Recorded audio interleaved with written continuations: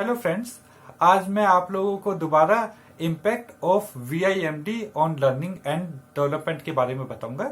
मेरे पिछले वीडियो में आप लोगों को जैसे पता चला होगा कि VIMD क्या होता है, एडिशनल डिसेबिलिटीज क्या होती है और एडिशनल डिसेबिलिटीज और VIMD बच्चे के बिहेवियर और जो साइकोलॉजिकल प्रॉब्लम्स है उससे रिलेटेड क्या क्या समस्याएं आती हैं या कौन कौन से डेवलपमेंट प्रभावित होते हैं, इन सब चीजों के बारे में मैंने अपने पिछले वीडियो में शेयर किया था। आज मैं आप लोगों को बताऊंगा कि फिजिकल प्रॉब्लम्स और इसके अलावा जो कौन कौन से ऐसे कंपोनेंट्स है जो VIMD बच्चों की लर्निंग और डेवलपमेंट प्रभावित करते हैं। लर्निंग और डेवलपमेंट के बारे में बताने से पहले मैं आप लोगों को यह भी बताना चाहूंगा कि लर्निंग का मतलब केवल एजुकेशनल कंपोनेंट से ना ले। लर्निंग का मतलब किसी भी प्रकार के अधिगम क्रियाकलापों को करने से होता है। अगर बच्चा कोई भी चीज नहीं सीख पा रहा है, चाहे वो बच्चा खाना ठीक से खाना नहीं सीख पा रहा है तो भी वो लर्निंग की प्रॉब्लम है। अगर बच्चा किसी से सोशलाइजेशन नहीं कर पा रहा है वो भी एक लर्निंग की प्रॉब्लम है। अगर बच्चा एकेडमिक काम नहीं कर पा रहा है वो भी एक लर्निंग की प्रॉब्लम है। इसका मतलब कि लर्निंग को हम बहुत छोटे से प्रारूप में ना देखकर एक बड़े ब्रॉड एरिया में देखना चाहिए कि लर्निंग कहाँ कहाँ पर हो जाती है।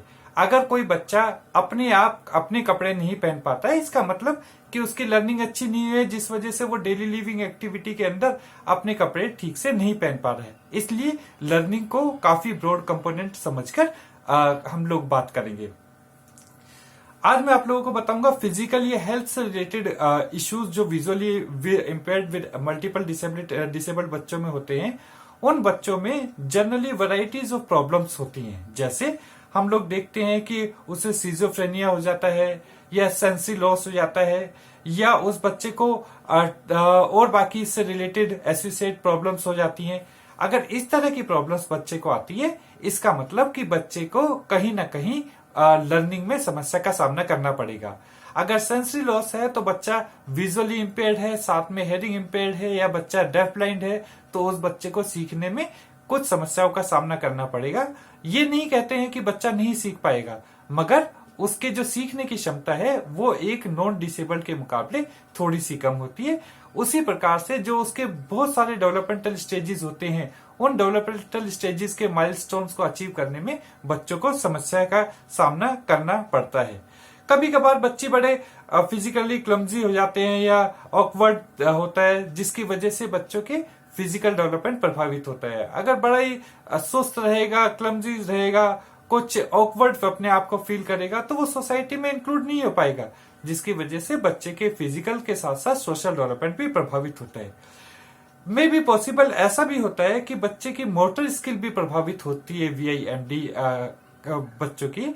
अगर मोटर स्किल प्रभावित होती है, चाहे वो फाइन मोटर डेवलपमेंट से रिलेटेड हो या ग्रॉस मोटर डेवलपमेंट से रिलेटेड हो, तो उस बच्चे को बहुत सारी ऐसी समस्याओं का सामना करना पड़ सकता है जो कि एक सामान्य बच्चा आसानी से उन एक्टिविटीज को कर लेता है। जैसे कि बच्चे के फिजिकल डेवलपमेंट में समस्या आ सकती है, बच्चे के सोशल डेवलपमेंट में आ सकती है, बच्चे के एजुकेशनल डेवलपमेंट में आ सकती है, बच्चे को एकेडमिक डेवलपमेंट में आ सकती है, आगे वोकेशनल और उसका जो रिहेबिलिटेशन है उसमें समस्या आ सकती है। तो ये सब चीजें प्रभावित करती है यदि बच्चे के जो फाइन मोटर और ग्रोस मोटर डेवलपमेंट में कोई समस्या का सामना करना पड़ता है। इसी तरह से अगर बच्चे को डिफिकल्टी है फिजिकल मोबिलिटी के अंदर, फिजिकल मोबिलिटी यानी कि ओरिएंटेशन मोबिलिटी प्रभावित होती है, तो बच्चे का अपने आप ही फिजिकल, सोशल, इमोशनल सभी प्रकार के जो डेवलपमेंट है कहीं ना कहीं प्रभावित होंगे। बहुत सारे एक्सपीरियंसेस ऐसे होते हैं जैसे कि बच्चे अपने फाइन मोटर्स एक्टिविटी के साथ कुछ कार्य नहीं कर पाते हैं, जिसके बारे में मैंने अभी पहले बताया। उसमें भी बच्चे को अपने फिजिकल डेवलपमेंट के साथ साथ में और बाकी जो एजुकेशनल डेवलपमेंट है और जो इकोनॉमिक डेवलपमेंट है, वो सारे के सारे डेवलपमेंट कहीं ना कहीं प्रभावित होते हैं। कुछ ऐसे भी व्यक्ति होते हैं जो थोड़े से स्लो क्लरिकल स्पीच से रिलेटेड होते हैं या जिनकी स्पीच में प्रॉब्लम्स होती है। अगर इस तरह के बच्चे होते हैं VIMD के साथ साथ में, तो उनके बच्चों की सीखने की क्षमता कम होती है, जिसकी वजह से बच्चे के लर्निंग और डेवलपमेंट प्रभावित होता है। कुछ ऐसे भी होते हैं बच्चे जिनके जो बच्चे कुछ भूल जाते हैं, स्लो लर्नर होते हैं, तो उस इश्यू में भी बच्चे के सभी प्रकार के डेवलपमेंट और लर्निंग प्रभावित होती है। कुछ ऐसे बच्चे होते हैं जो VIMD, जो किसी चीज के जनरलाइज करने की स्किल डेवलप नहीं हो पाती है। जो बच्चे अपने जनरलाइज करने की स्किल डेवलप नहीं कर पाते, उन बच्चों में भी लर्निंग और फिजिकल डेवलपमेंट प्रभावित होते हैं। कुछ ऐसे बच्चे होते हैं VIMD जिनमें lack of high level thinking होती है और जो कॉम्प्रिहेंस नहीं कर पाते किसी चीज को। यदि lack of high thinking skill और कॉम्प्रिहेंसिव स्किल्स नहीं होती है तो बच्चे की सबसे ज्यादा इफेक्ट होता है उसका एजुकेशन लेवल, क्योंकि लोअर लेवल पर तो बच्चा छोटी सी एक्टिविटीज का करके उसके जो थिंकिंग स्किल है उससे एडजस्ट कर सकता है, मगर जैसे जैसे बच्चा हाई लेवल में जाता है उसकी जो थिंकिंग स्किल है वो एडवांस होने लगती है और उसे जनरलाइज करना शुरू कर देता है। इस वजह से बच्चे की एजुकेशन और लर्निंग प्रभावित होती है। इन दोनों की वजह से बच्चे का इकोनॉमिक डेवलपमेंट भी प्रभावित होगा इन फ्यूचर में। कुछ बच्चे ऐसे होते हैं जो poor problem solving activities skills होती है, जिनमें जो बच्चे ऐसे होते हैं जिनका पुअर प्रॉब्लम सॉल्विंग स्किल्स होती हैं, उन बच्चों की भी एजुकेशन, लर्निंग और दूसरे जो डेवलपमेंट है उन डेवलपमेंट को प्रभावित कर सकती है इस तरह के जो प्रॉब्लम्स है। मगर ये बताना चाहूंगा कि ऐसा नहीं है कि बच्चे की अगर पुअर प्रॉब्लम सॉल्विंग स्किल है तो बच्चे का फिजिकल डेवलपमेंट बिल्कुल डाउन हो जाएगा। और अगर उसका physical development may be possible कि एज पर द नॉर्मल माइलस्टोन्स के तरह के तर्ज पर ही चलता रहेगा, मगर उसकी जो लर्निंग है वो प्रभावित होगी और उस लर्निंग की वजह से उसका एजुकेशन, उसका वोकेशन, उसका प्रोफेशनल, उसका इकोनॉमिक डेवलपमेंट कहीं ना कहीं प्रभावित होगा। कुछ ऐसे बच्चे होते हैं जो एब्स्ट्रैक्ट थिंकिंग जिनकी लिमिटेड होती है।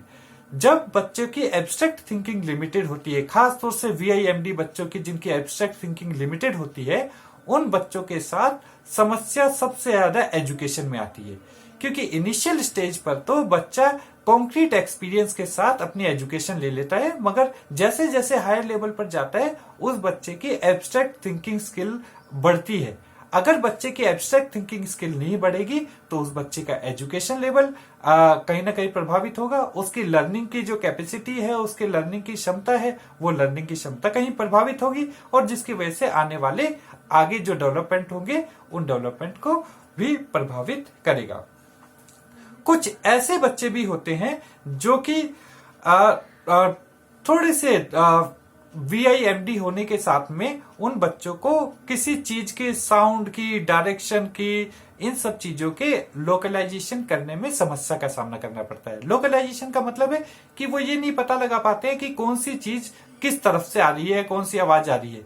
अगर इस तरह की समस्या आती है तो उन बच्चों को सोशलाइजेशन की प्रॉब्लम होगी, ओरिएंटेशन मोबिलिटी में प्रॉब्लम होगी, ओरिएंटेशन मोबिलिटी की वजह से उसके सोशल इश्यूज में प्रॉब्लम होगी, उसके फिजिकल डेवलपमेंट में प्रॉब्लम होगी, उसके एडजस्टमेंट में प्रॉब्लम होगी।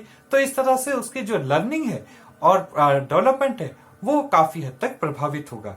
इसी तरह से कुछ ऐसे बच्चे होते हैं जिन लोगों के स्पीच में कुछ क्लियर नहीं हो पाती है, उन्हें स्पीच की प्रॉब्लम होती है। यदि ऐसे बच्चे होते हैं जो VIMD जिन्हें स्पीच की प्रॉब्लम होती है, या जो स्पीच में या बोलते हुए किसी चीज को सब्स्टिट्यूट कर देते हैं, ओमिट कर देते हैं, तो ये भी बच्चों के लर्निंग और डेवलपमेंट को प्रभावित करती है। थैंक यू वेरी मच बच्चों।